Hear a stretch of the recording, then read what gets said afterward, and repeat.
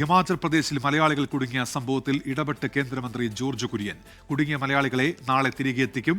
Border road organisation ഉന്നത ഉദ്യോഗസ്ഥരുമായി കേന്ദ്രമന്ത്രിയുടെ office ഇപ്പോൾ സംസാരിച്ചു. കുടുങ്ങിയവർക്ക് ഭക്ഷണമടക്കമുള്ള ക്രമീകരണങ്ങൾ ഉറപ്പാക്കിയെന്നാണ് ഇപ്പോൾ അറിയിച്ചിരിക്കുന്നത്. ബൽറാം നെടുങ്ങാടി വിവരങ്ങളുമായി ഇപ്പോൾ ഡൽഹിയിൽ നിന്ന് ചേരുന്നുണ്ട്. ബൽറാം, ഈ കുടുങ്ങിയവരെ ഷിംലയിലേക്ക് നാളെ തന്നെ എത്തിക്കുമെന്നാണോ ബൽറാം?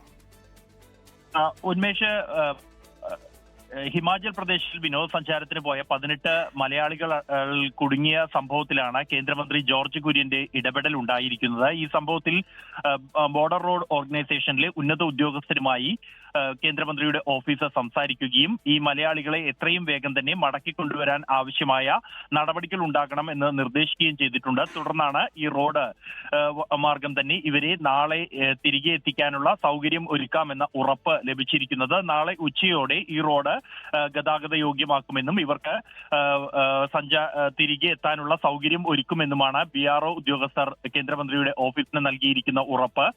നിലവിൽ ഇവർ കൽപ്പയ്ക്കും രാംപൂരിനും ഇടയിൽ നികുൽ സരായിലാണ് കുടുങ്ങിക്കിടക്കുന്നത്. ഇവർക്ക് ഭക്ഷണമടക്കമുള്ള സൗകര്യങ്ങൾ ഒരുക്കണം എന്നുള്ള നിർദ്ദേശവും കേന്ദ്രമന്ത്രിയുടെ ഓഫീസ് നൽകിയിട്ടുണ്ട്.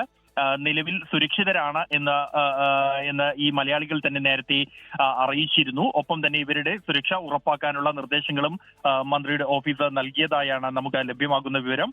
മുഖ്യമന്ത്രിയുടെ ഓഫീസും ഒപ്പം തന്നെ പ്രത്യേക പ്രതിനിധി KV തോമസും ഈ വിഷയത്തിൽ ഇടപെട്ടിരുന്നു. ഉന്മേഷ്, ബൽറാം നെടുങ്ങാടിയാണ് വിവരങ്ങൾ നൽകിയത്. ലോകത്തെവിടെയായാലും ഏത് സമയത്തും 24 വാർത്തകളും ഓഗ്മെന്റഡ് റിയാലിറ്റി പാക്കേജുകളും എക്സ്പ്ലെയിനറുകളും വിശദമായി കാണാൻ ഞങ്ങളുടെ യൂട്യൂബ് ചാനൽ നിങ്ങൾക്ക് സബ്സ്ക്രൈബ് ചെയ്യാം.